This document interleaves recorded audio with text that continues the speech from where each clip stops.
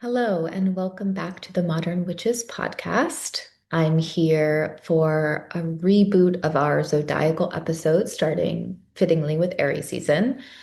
And I'm your host, Casey Zabala, an interdisciplinary artist, an intuitive witch, and astrologer, here to share insights and energetics on the magical potential of Aries season. And we'll be focusing a lot on spring equinox, as this is the season that initiates spring, and sort of how to attune to that sacred celebration. So we'll deep dive into that a little bit, and then we'll walk through some of the more important transits of Aries season. I am flying solo for this episode. My regular co-hosts, Mariana and Karima, are off in their ancestral homelands and tending to a new family member that they've just welcomed into this world. So they will be back with me, hopefully, for Libra season. And I will be missing them as I so much enjoy kind of the alchemy that we get to share when we're recording together. But I really wanted to show up for Aries season as this kind of the season of renewal and a very important time this year where so much is being integrated, and energy is really shifting in a significant way. So I really wanted to dive into all of that with you and be able to celebrate the equinox with you through this podcast. So thank you for tuning in. I'm excited to be back.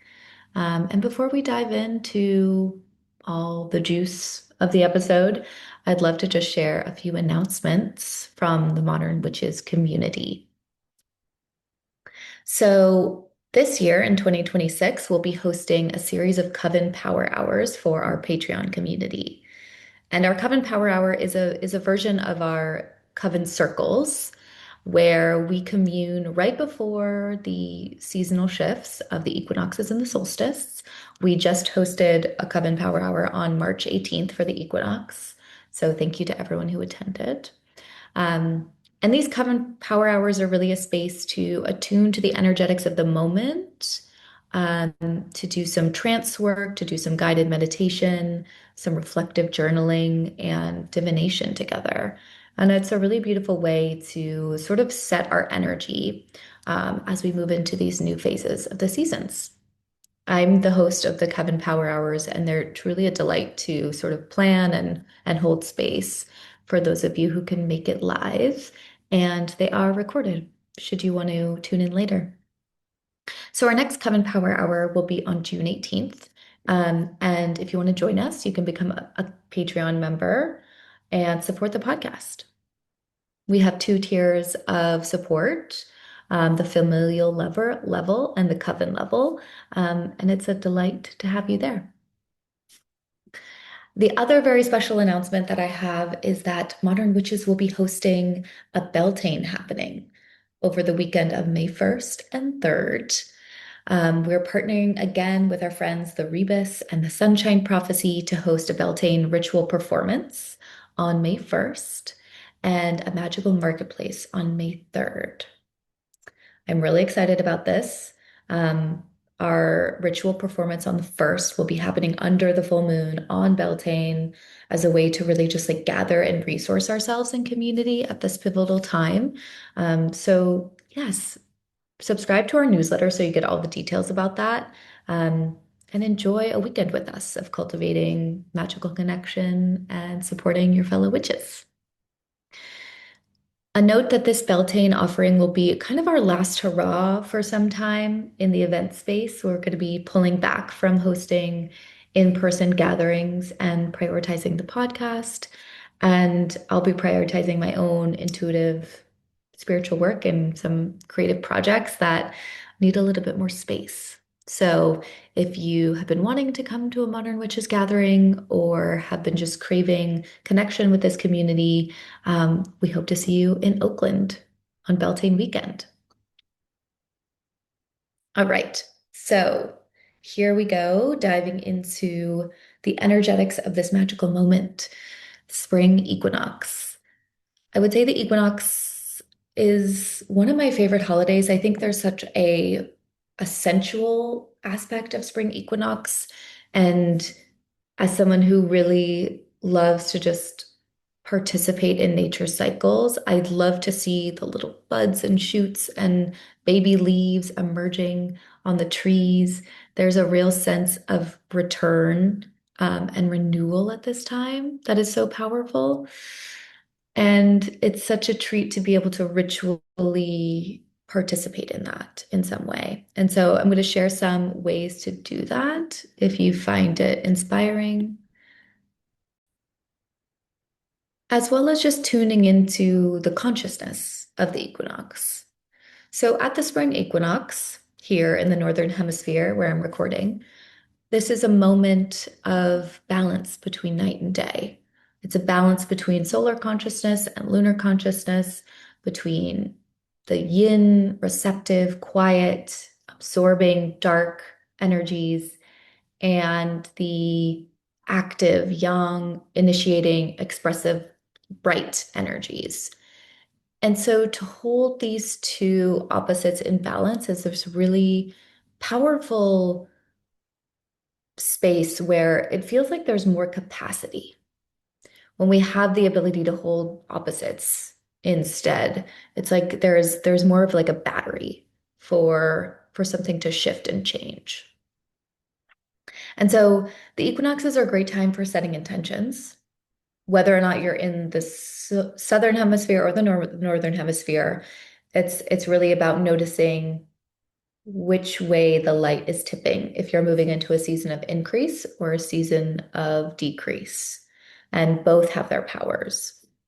In the northern hemisphere, we're celebrating the spring equinox. We're emerging from the depths of winter, reorienting to the light, and really thinking about balance. And I think there's a mistranslation of balance in our capitalist culture where we think that balance is the state of perfection, where we have to be able to manage everything and hold everything and do everything at one time. But I believe that's not necessarily the case. I actually think balance is about acknowledging what we have the capacity for and sort of a moment of radical honesty with ourselves around what we can hold and what we can't hold, what needs to be released, what needs to be composted, and what we need to reorient towards or make more space for as we, progress through stages of transformation and evolution. And so the spring equinox, we're honoring the space for growth and renewal, rebirth. And we see it all around us in the earth and what the earth is doing, what the animals are doing. And I just want to take a moment to just acknowledge where we are collectively. You know, we're seeing just this massive proliferation of violence and war taking place all around us. You know, spring equinox is celebrated all around the world in many different cultures. And one of the most prominent ones is the Persian New Year, Nowruz. And it's just such a tragedy to see this like senseless bloodshed and to witness how shallow the justifications are around this war, and violence and sort of the disturbing implications of that. And it's so important for us to voice our our resistance to the senseless war, to show up and be resilient in the ways that we can, calling our senators, showing up actively in protest, um, organizing in local community, building networks of mutual care. So, thinking about these things and thinking about where we are collectively in the world as we are at this place of miraculous rebirth is so important. And as I said, we're in this period of celestial balance. And so for us as witches, as spiritual people, this is a moment when we get to hold the immensity of our grief and our fear alongside our dreams and visions for a healed future. And so it's a really important to be like holding that all at once and increasing our capacity for that. And I believe we have been deep in sort of like collective spiritual process around that, increasing our capacity for trouble. Um, and it's so important that we not numb out to it, but really re-engage and not normalize the destruction, but still retain that sense of horror and fear, because it is a teacher, a very important one. And so as we work with this idea of renewal in our own practices, let's also be planting seeds for a renewed world order that centers care, centers justice and peace. And I hope we're all able to like really weave that in to our own spells because I think our spells are stronger when they reflect the collective needs and our collective evolution. And so we can think about equinox and this time of year as a time of miracles, really. This idea of rebirth, of life returning. It's the time of year when, mythically Persephone returns from the underworld and spring and life is restored to the earth.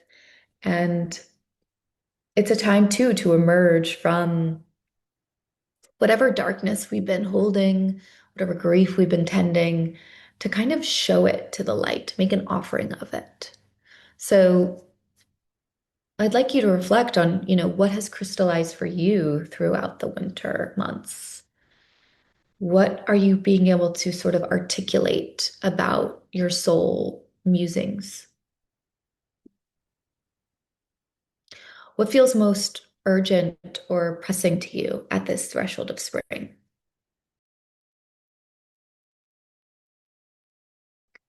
I really think of equinox as a crossroads.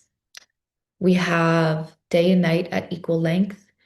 We have the opportunity to hold opposition with more grace and perhaps have capacity for longer ranging vision and access to deeper, more profound insights about where we are and where we're going. The equinox is time for surveying the landscape of our lives and really acknowledging what we feel obliged to do, what we can no longer withstand, and what we really want to align our hearts and spirits with. And I believe the astrology of Aries season is really compatible with these themes. So I'm excited to get into that with you. Um, I want to share some ways to tap into the equinox from a celebratory standpoint, from a ritual standpoint, a magical standpoint.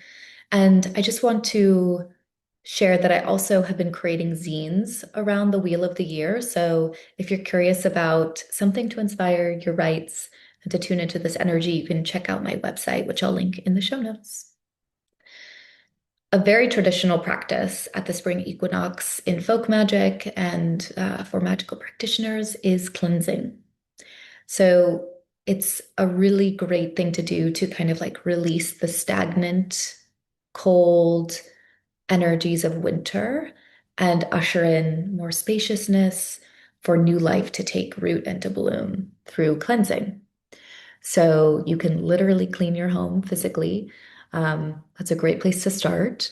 Reset your magical spaces, your altars, um, move furniture around, like actually moving the orientation of your space can be a really powerful way to shift energy. Um, and then clearing out anything that you don't need to be holding on to any longer. You can wash your home intentionally with a salt bath. You can make your own homemade cleaning potions that feel spiritually, energetically aligned with you. Just really reset the space. And that also helps make room for your own like physical cleansing. So whether or not you participate in Olympia's practice, if that's something in your tradition, um, or using smoke to kind of like cleanse your auric field. Taking salt baths is a really powerful way to do this. Um, yeah, just tuning into the thing that feels energetically aligned for you as your cleansing ritual. A great thing to do on the equinox, around the equinox, or before. And after you cleanse, don't forget to bless your space, bless your spirit, your body. So you can cleanse your space and then make offerings to ancestral spirits, land spirits, your home spirits, your guides. You can do something celebratory in your home to celebrate this next chapter, whether it's gathering with friends, baking a really beautiful meal and sharing it with people. Um, or you can kind of invite nature into your home with fresh flowers, a new plant, something that is kind of enlivening the space, or playing really amazing music to kind of just like reset the space. Um, Another thing that I think is a great way to celebrate equinox is just tuning into inner child work. So doing something that your inner child would love. The equinox comes with Aries season, and Aries is the child of the zodiac. So, what better way to celebrate this transition than to really being in your childlike self? It can be really fun to like build an altar for your inner child. Um, yeah, have fun with it. Be playful. So, I think celebrating the wheel of the year is such a powerful rebellious act in truth because our world is so out of balance. It's so out of whack in terms of honoring cycles, honoring a regenerative cycle in particularly. We just don't have that framework in capitalism. So rerouting yourself into a meaningful wheel of death, decay, and renewal is quite powerful. And can really shift a lot in terms of how you understand your own needs, your capacity, and your evolution as a human. So I hope that we can find time to hold our grief and our fear instead with celebrating the potential for renewal, um, and really honing in on a vision of a future that is rooted in healing, cultivating care, and restorative justice. And that's, my framework, my spell that I'm casting continuously is that we can turn the tides collectively towards something that is more supportive for more of us, rather than kind of being beholden to a world order that is ruled by so few people. Um, and that's sort of the framework I'm bringing to the astrology as we walk through it, acknowledging that, I don't have my cohort of astrologers, Karima and Mariana, here to kind of balance off our takes. And I really think the astrology of Aries is about creative restructuring. I am fully leaning into the themes of hope and renewal that the equinox brings for us. And I hope that we're entering a new era where there's more innovative action, there's more refinement in how we're showing up for ourselves and with others, and that we're evolving in a direction that is beneficial for all, especially those of us who, you know, need more power and agency in this world. So we'll dive into the transits for Aries season. I am not going to name every transit that's happening this Aries season because it's just me, and I think it would be boring if I talked too long. So I'm going to be pulling out some of the more important transits, highlighting sort of these significant thresholds and activations. And if you want more, we'll be diving deeper on our Patreon. So I'll be listing more of the transits there, unpacking them more specifically on our Patreon for our members. But let's begin. I wanted to root this Aries season in Pisces season because so much happened during that time. A potent Mercury retrograde was unfolding. We had an extremely triggering and inspiring revelatory eclipse season that initiated also war and more turmoil. But I want to root us back into this new moon in Pisces that happened on March 18th at 28 degrees of Pisces. This new moon in Pisces was sextile Taurus. Um, and it also had a beautiful Venus-Jupiter square. So right before the equinox, which happens on March 20th, we have this new moon. And so we're already calling forth this theme of renewal, of entering a new phase of evolution, entering a new chapter of our growth. And that new moon in Pisces, I'm actually going to pull up the chart for us if I can.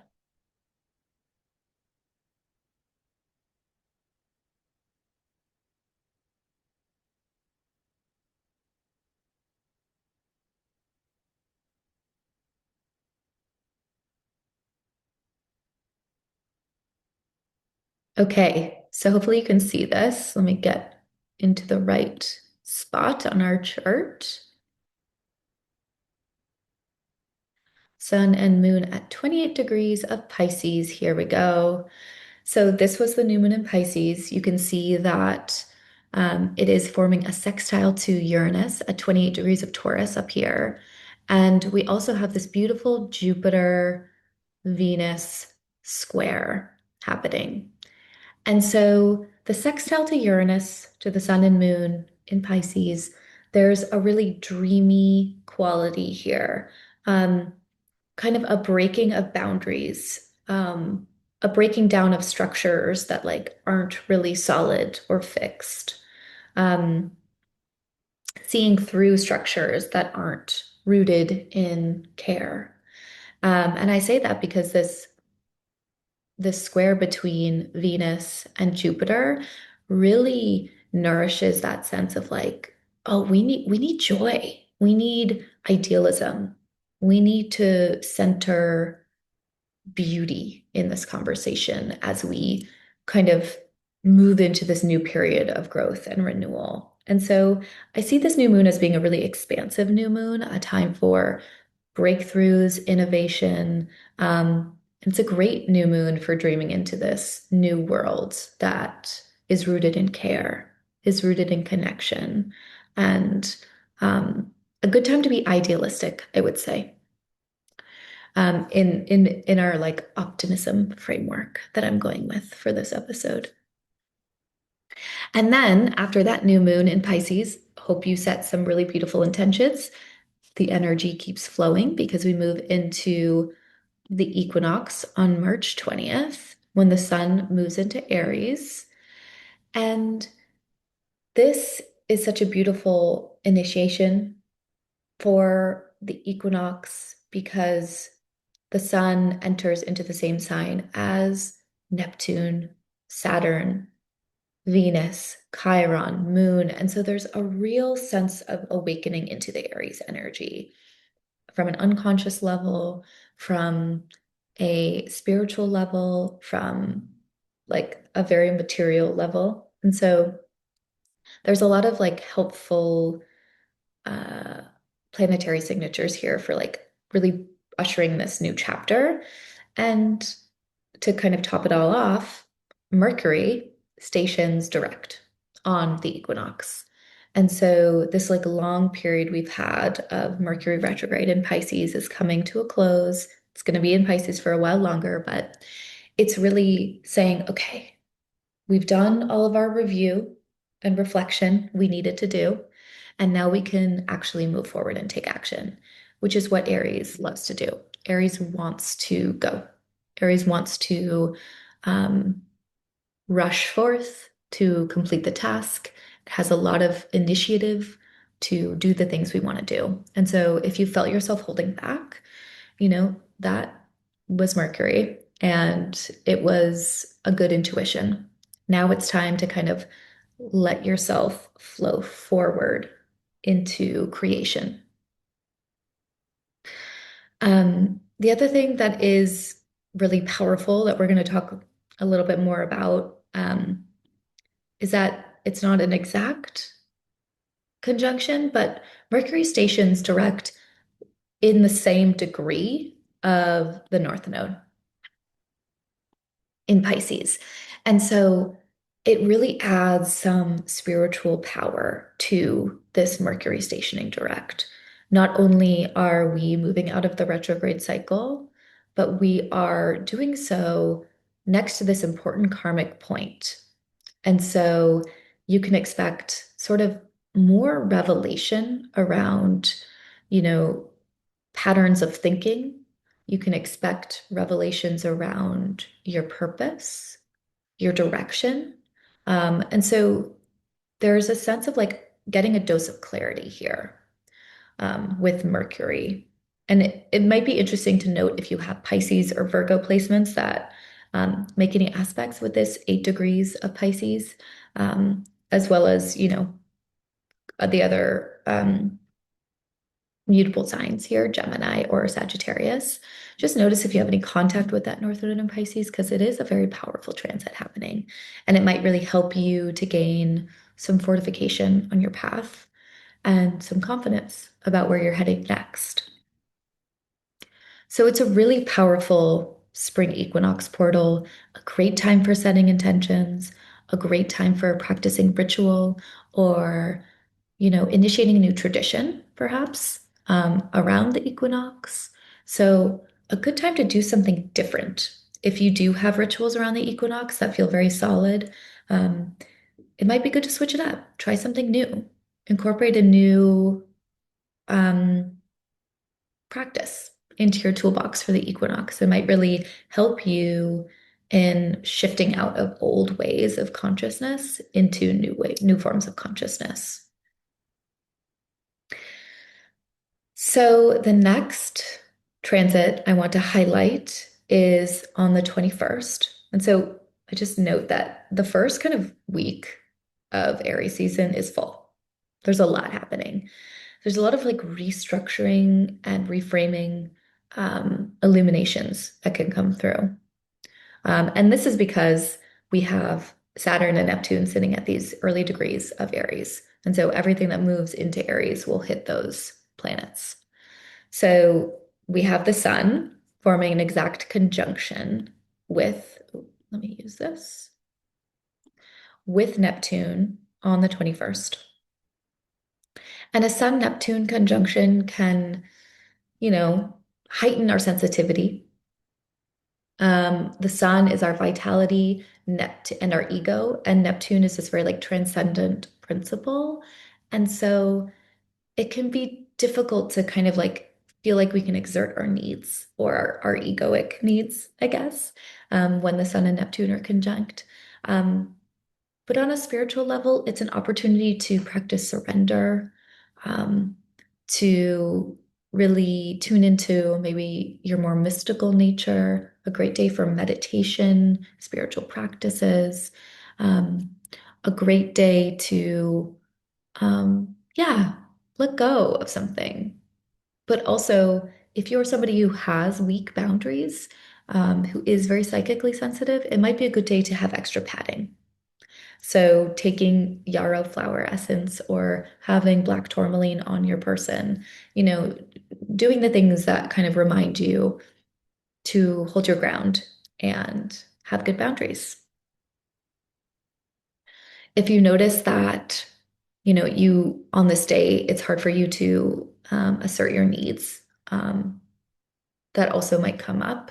So just be taking a note of that through this transit and through this week. Interestingly enough, that conjunction of Mercury in the North Node is exact on the 22nd.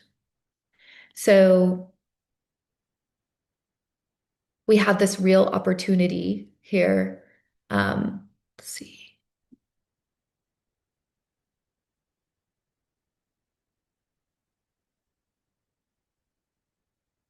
Oh, okay. Sorry. Playing with my map here. But on March 22nd, we have the exact conjunction of Mercury and the North Node. And so again, this is an amazing time for rewiring patterns. Um, like the opportunity to think differently, to have real leaps in kind of addressing patterns in your life, Um, and the ways you communicate, it could initiate new ways of channeling information or creatively expressing yourself, or just like accessing those needs that you might have had difficulty accessing um, with the Sun-Neptune conjunction. So paying attention to the state as a really crucial one for mercurial activity. Could also relate to like how you're traveling through the world and what feels more aligned with you. So a really amazing time, I think, also for consolidating like a message. So collectively, we could get clearer about like what we need to do and how we need to move forward, if we are cultivating those systems of care and mutual aid. And then on March 25th, we have the sun meeting up with Saturn at 4 degrees of Aries. So let me get there.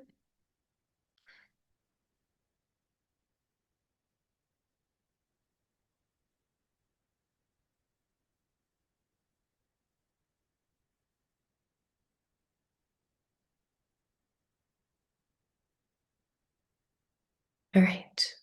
So Sun Saturn down here at 4 degrees of Aries. Sun Saturn obviously has a very different flavor than Neptune, Sun, but I believe it can have this really restrictive um, feeling because the sun is our vitality and Saturn tends to sort of like condense energy.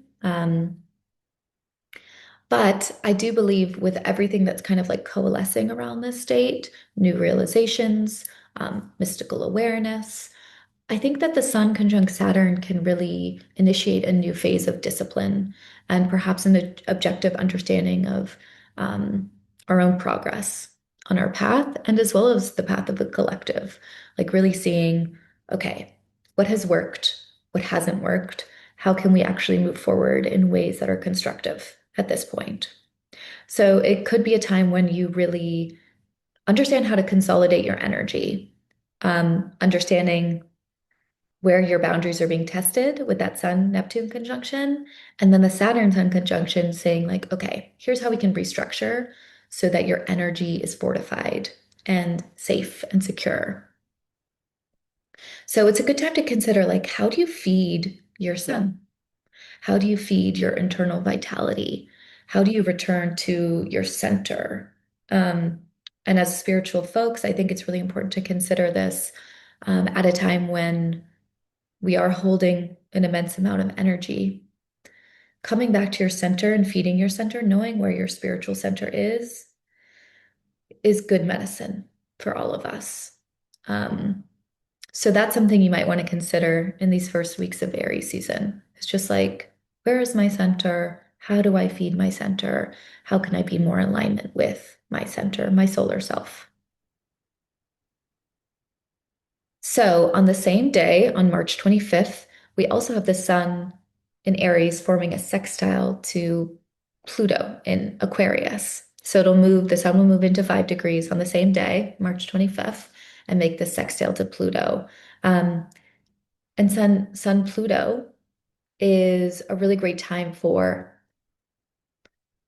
tuning into the collective, since Pluto especially is in Aquarius at this point. It's a great time for networking, like weaving yourself deeper into community. It's a great time for creative actions, resistance work in community, collective activations. And I love that these two are together. I feel like there's a real sense of the gravity of where we are in the world and the real need to show up and hone our energy towards a collective purpose. So I feel really hopeful about this period of time. Um, my bias being someone who is biased towards liberation. And I just want to speak to, astrology is a neutral science. And so, just as I am here talking about our ability to come together towards a collective goal for care, there's also um, the negative hierarchy at work, the patriarchy, the fascist systems at play who are also coalescing for very different purposes. And so it's a great time to really think about that, hold space for that, and show up. Show up, it's Aries season. Show up with a fierceness for what you believe in. They have some extremely strong magic happening, and we have the capacity to show up with our strong magic too. So I just want to put that out there. And moving into the next really important transit of this moment on March 28th, we have Saturn at 5 degrees of Aries forming a sextile to Pluto at 5 degrees of Aries, of Aquarius. And so these sextiles are periods of restructuring, these Saturn-Pluto sextiles specifically. Um, you can think back to the Saturn-Pluto conjunction of 2020 and how so much has been reorganized in our world up to this point. And this point of sextile is really about how things are coalescing now in power structures, in the economy, in the world order, as we're really seeing like NATO crumbling, these new kind of like allyships taking form that are really destructive. Um, and unfortunately, the collective is seeing like the real rise of the economies of war. And that's always been the case, of course, but it feels so visible and real at this point. And with the rise of um, artificial intelligence, there's going to be even more restructuring of what our economy looks like. And so it's important time to be aware of what is shifting and coalescing and really think about how we too can participate in that. And I say we too as witches, magical practitioners, revolutionaries, activists, artists. We have a role to play in this as well. So thinking about how we can create our own economies of care and how we have been in this restructuring process and what's deepening about those systems. Like, how are they coalescing and deepening at this time? So much more I could say about this, but I have so much more to say about the transits moving forward. So, the next transit I want to mention is on March 30th, Venus enters Taurus. And Venus is at home in Taurus. It's like kind of a sigh, letting out a sigh of like, oh, Venus was in Aries. It was very activated there. Um, Very busy. Venus very busy in Aries. And now moving into Taurus, there's a way of relaxing, of reconnecting with nature, of slowing down the pace a little bit, reconnecting with really nourishing forms of pleasure. And so I'd encourage everyone to get a dose of that if you can. And just a day later, on March, sorry, on 2 days later, on April 1st, we have a full moon in Libra. Quite a beautiful full moon, if I do say so myself. Let me get our chart there. I believe it's at 12 degrees.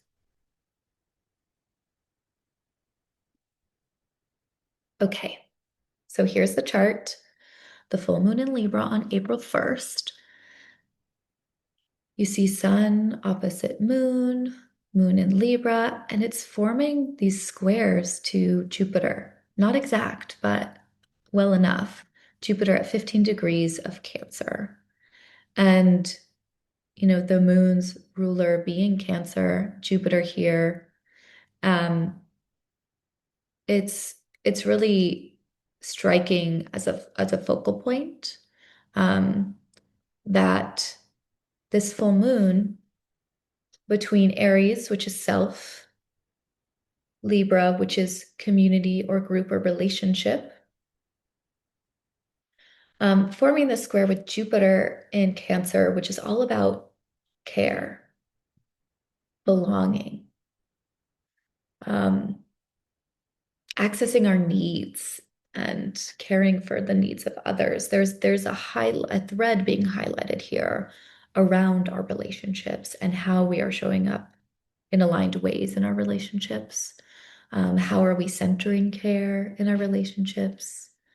Um, Probably a note about how when we get stuck in our over individualized approach, which has been the norm for our collective, we miss out on a true embodied sense of interconnection, which is, for me as an animist, the truth of our existence. And so, rooting back into what Jupiter in Cancer, which is now, moving direct, it's been moving direct, um, what it's been teaching us as it's halfway through Cancer um, is a really beautiful opportunity at this moment. So I would say this full moon is a great time for softening, tending to your relationships, tending to and noticing how you belong, how you authentically show up in your relationships, and making sure you're addressing any dissonance you're feeling there.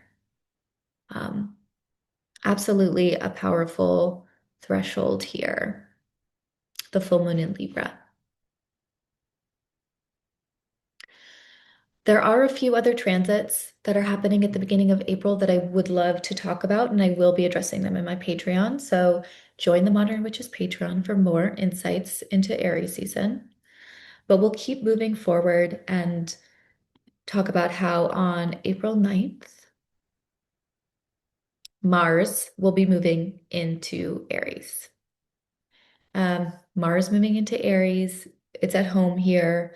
So ready to kind of like be on its forward march. Mars is the god of war. Mars is a breaker, a builder, a doer. So it's packing more of a punch here. I feel like the capacity for forward movement is increasing. More fires are being lit. So it's a good time to be building up momentum, which is really interesting to see. I feel like we're building up momentum in the way that we're dismantling structures. And I say that because we're moving through the waning phase of the moon now. We had the full moon in Libra, Mars enter Aries midway through that phase on April 9th. We're like growing in our capacity to let things go, to shed, and to clear the space for what's next, and to put things into action. And then on the 14th of April, Mercury moves into Aries. So again, Mercury moving into Aries is like a quickening of the pace. Mercury in Aries loves to like move in a really physical way, get things done. They can be impulsive and high energy, um, and sparking new connections for us. So yeah, pay attention to how your mind shifts in this moment in April. This happens before the new moon in Aries on the 17th, which I will pull a chart up for here.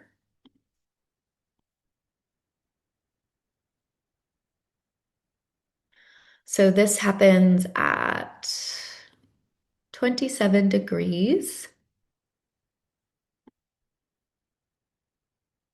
of Aries. We have the sun and the moon sitting right next to Chiron.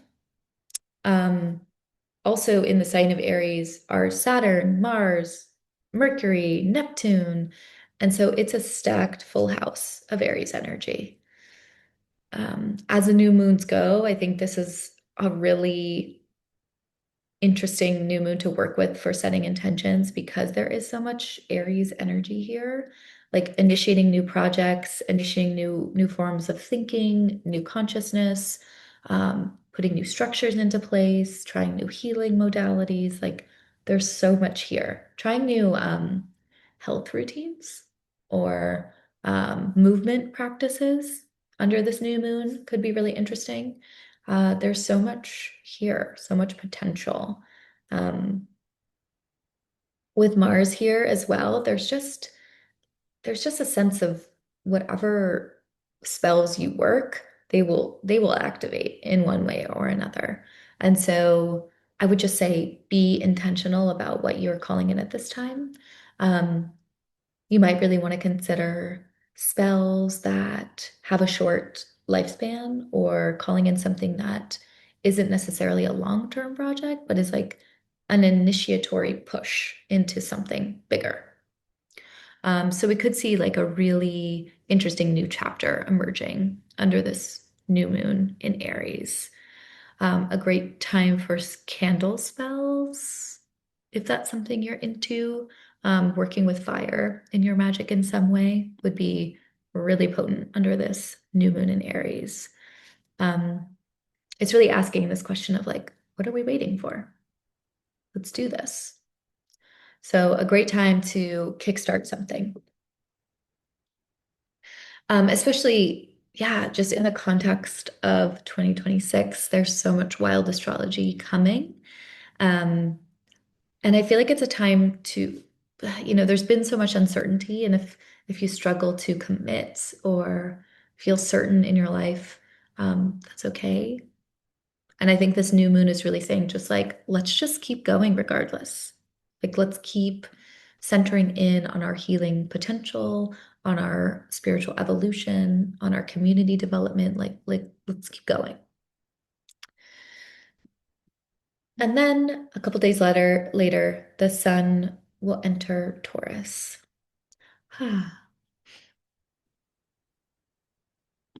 Um, it's a jam-packed Aries season for sure. And I do feel that there is a lot to be excited about with all of these transits and with the energy of the equinox.